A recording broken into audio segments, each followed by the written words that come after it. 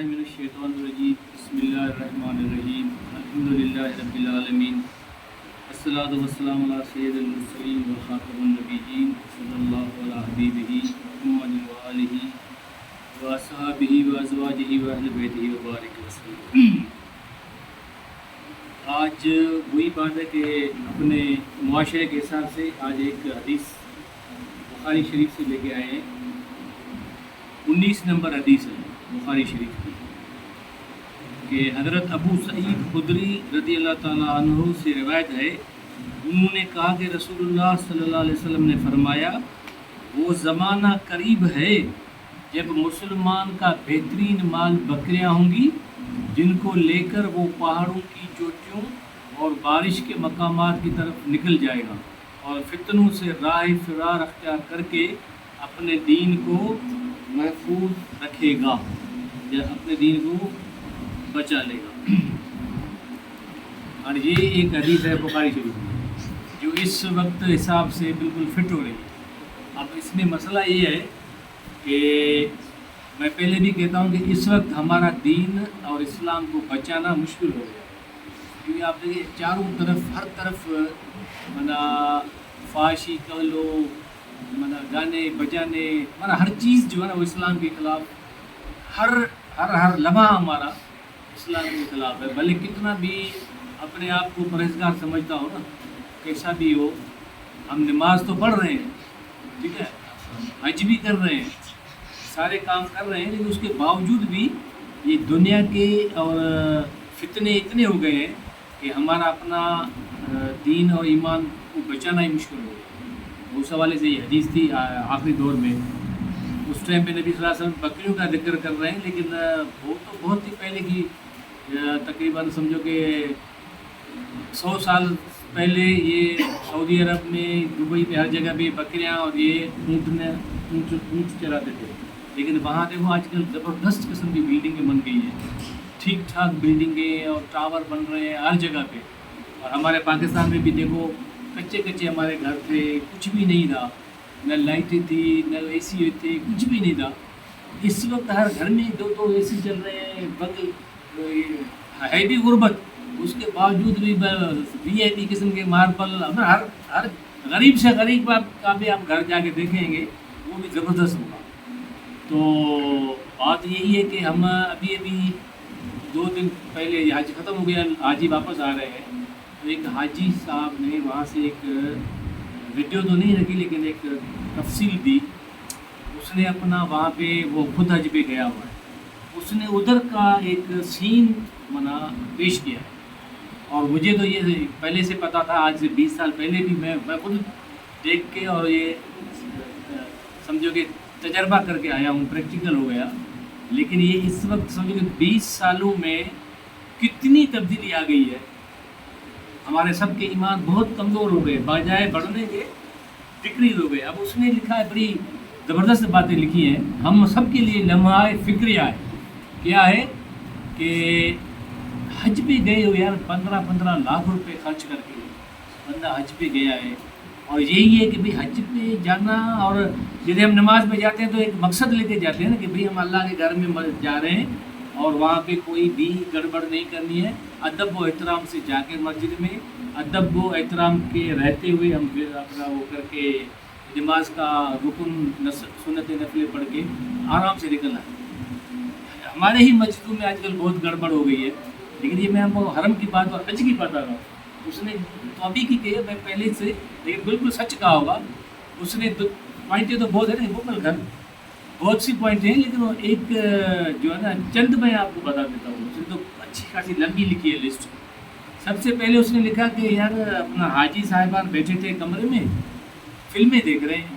آج کل نیٹ دیکھو ہر جگہ، ہر کسی کی جیب میں پڑا ہوا ہے موبائل، نیٹ عام ہو گئی ہے، سستی ہے، نکالو کہیں بھی بیٹھے ہو، ایک بات کہ بھئی بیٹھے ہوئے وہاں پہ فلمیں دیکھ رہے ہیں۔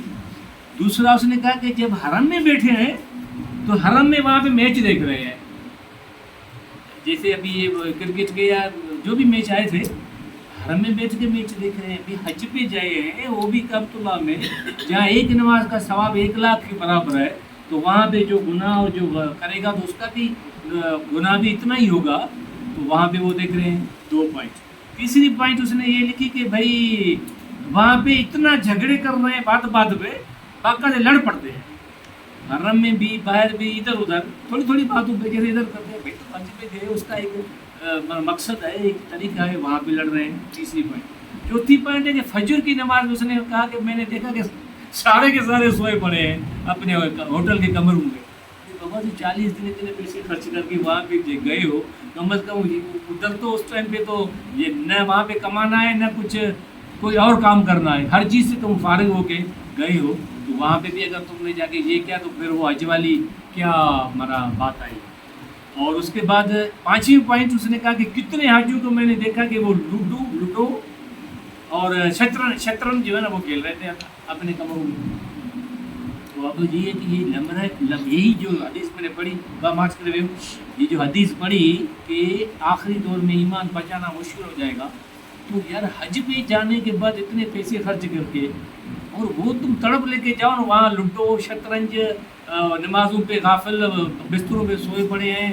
और बहुत से ऐसे जुमले ये 20 साल पहले मैंने खुद सुने, वहाँ पे कुछ लोग कहते हैं अरे साईं क्या बताएं, वहाँ तो इतनी तकलीफ हुई, इतनी मुसीबत हुई, इतनी गर्मी हुई, इतना पैदल चलना पड़ा, हमारे पाँव में छाले पड़ गए।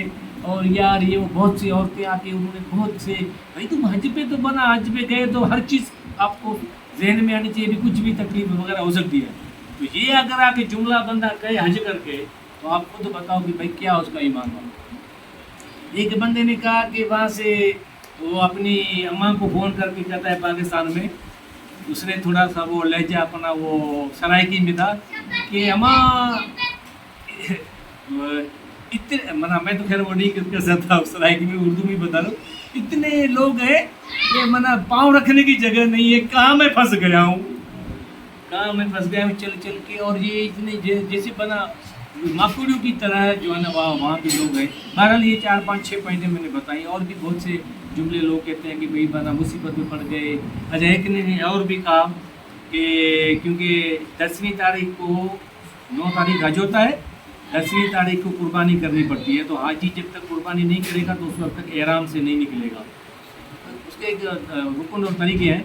तो उसने कहा कि यार कुर्बानी मेरी हुई नहीं है, या यार मुझे इस अजाब से छुटकारा दिलाओ, वरना वो एहराम जो पहना हुआ था इस अजाब से छुटकारा दिलाओ। यार तो तू इसी के लिए तो गया है, एहराम पहन के तू हज कर रहा है, थोड़ी बहुत ऊपर नीचे होते हो जाती है, तो उसका मकसद यही है कि भाई बर्दाश्त करो। जहाज में जब तीर लग रहे हैं, नेज़े लग रहे हैं, चुकना चूर रो रहा है जी, और बहरम आ रहा है, हमारा हज़रत इमाम हुसैन रज़ी अल्लाह तआला अन्हु क्या हालत हुई थी, सारा जिस्म लहू लहान था, तीरों से भरा पड़ा था, नेज़े के ज़ख्म, और उसके अलावा उसके अपने सारे ख़ानदान के जो भी थे वो सारे के सारे शहीद पड़े, ऐसे लाशें बिखरी हुई थी। और उस टाइम पे खुद उसका अपना हाल ये था, फिर भी उसने क्या कहा था, फिर भी उसने क्या कहा, जब वो मारने आया दुश्मन उसको क्या कहा, उसने क्या कहा, उसने कहा मुझे 2 रकअत नमाज पढ़ने दो। सही कहा, मुझे 2 रकअत नमाज पढ़ने दो, 2 रकअत नमाज में पढ़ लूँ, उसके बाद भले तुम मुझे ख़त्म कर देना, वैसे मैं सारा छिलनी तो लगा पड़ा हूँ। तो जब वो सजदे में गया तो उस बेईमान ने शिमर को शक हुआ कि यार ये सजदे से उठ के फिर दोबारा मेरे ऊपर ना हमला करे, तो उधर ही उसने तलवार लगा के अपना सर कलम कर दिया। तो आप अंदाज़ा करें तो इतनी तकलीफ़ें, और हज पे तो समझो तो कुछ भी नहीं है ना, सारे के सारे एयर कंडीशन कमरे, हरम पूरा VIP किस्म का पूरा हरम एयर कंडीशन लगा पड़ा है। बल्कि इसी टाइम पे तो सर्दी लगती है वहाँ पे, अगर हरम में जून जुलाई में कोई जाए, उनके कुछ ऐसे मकामात है वहाँ पे सर्दी लगती है। तो ये मैं आपको वहाँ की बात बता रहा हूँ, हरम की, और इस वक्त की, इस साल के हज की। तो हम जो इधर बैठे हैं तो हमारा बाकी हमारा क्या ईमान होगा, ये तो ईमान की बड़ी पूरा भर के पैसे 15 लाख रुपए भर के और हज पे गए हैं, वहाँ पे ये कर रहे हैं। तो अब आप अंदाज़ा करो जो हदीस जो नबी सल्लल्लाहु अलैहि वसल्लम ने जो फरमाया, ये बिल्कुल ज़बरदस्त फरमाया कि भाई निकल के बना पहाड़ों पे चले जाओ, बकरियाँ लेके लोगों को छोड़ के जाओगे तो ईमान बचेगा। तो बिल्कुल सही है, 100%। सबका हाल यही है, हर तरह से आपको जहाँ नज़र उठाओ, जहाँ कदम उठाओ, जो भी तुम खाना खाओ, होटल पे जाओ, कहीं पे जाओ, سارے بے نمازی ہوٹلوں پہ، سارا وہ بے نمازی کا ہاتھ کا پکا ہوا کھانا، گھر میں عورتیں سب بے نمازی، کوئی قرآن کی تلاوت نہیں ہے، کوئی گھر سے قرآن کا آواز نہیں آ رہا. تو ایک اور حدیث ہے کہ صبح کو وہ مومن ہوگا، وہی بندہ شام کو کافر ہو جائے گا، اور وہی بندہ شام کو اگر مومن ہوگا تو صبح کو وہ کافر ہو جائے گا. یہ بھی ایک حدیث ہے، وہ تو سمجھو اور بہت دور کی. لیکن ابھی ہمارا حال جو ہے نا وہ بالکل یہ ہے کہ اب مسئلہ یہ کہ کون جا کے یہ اپنا ایمان بچائے. کوئی جانے کے لیے تیار تو نہیں ہے کہ بھی جا کے میں بچاؤں. یا تو اتنا اپنے آپ کے اوپر کنٹرول کرے کہ ان سب خرافات سے دور ہو جائے. تو مجھے بتاؤ محمد علی، ان خرافات سے دور ہونے کے لیے کیا کرے؟ نماز پڑھ رہا ہے، حج بھی کر رہا ہے، لیکن یہ جتنی برائیاں، ہر طرف سے ماحول خراب ہے، جا تو نہیں سکتا گھر بار کو چھوڑ کے. حدیث تو یہی کہتے ہیں کہ بھی چلے جاؤ پہاڑوں پہ بکریوں کو لے کے، اس کا دودھ پی کے اور وہاں گزارا کرو. لیکن اگر اتنی نہیں ہے تو اب کرے کیا کہ وہ اپنا ایمان کو بچائے؟ کیا کرے؟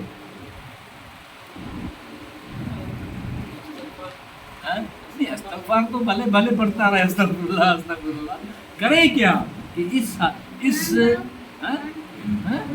قرآن تو پڑھ رہے ہیں، ہم نہیں پڑھ رہے، آپ نہیں پڑھ رہے، قرآن سب پڑھ رہے ہیں، مسجد میں ساری دن نمازیں پڑھ رہے ہیں، لیکن مسجد سے نکلے بات ختم.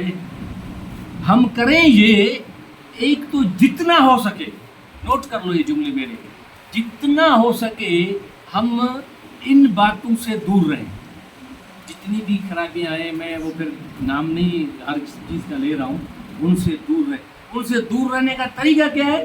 طریقہ یہ ہے کہ ان لوگوں سے میل ملا بالکل یا تو کم کر دے یا ختم کر دے جو بالکل منا سمجھو کہ بے نمازی یا بالکل سارا دن وہ ڈوبے ہوئے ہیں منا گناہوں میں.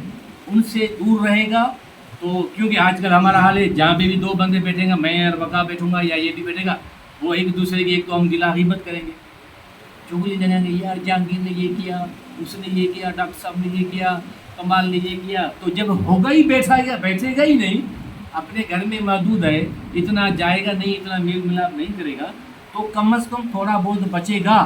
نہیں تو دکھیوں میں دیکھو بیٹھ کے دن کو تو ٹھیک ہے گرمی ہے، شام سے لے کے مغرب تک بھلے پھر نماز میں جائے، پھر مغرب سے لے کے عشاء تک، پھر عشاء سے لے کے سائیں بھلے 2 بج جائیں، رات کے 3 بج جائیں، یا تو وہی گانے شانے نیٹ چل رہی ہے اپنا وہ ٹک ٹاک. آج تو ساری برائیاں ہاتھ میں اور جیب میں ہر کسی کے میں پڑی ہوئی ہے، تو یا تو گلا غیبت کرتا رہے گا، یہ ہوا آج اس نے یہ کیا، یہ ہے یا نہیں ہے.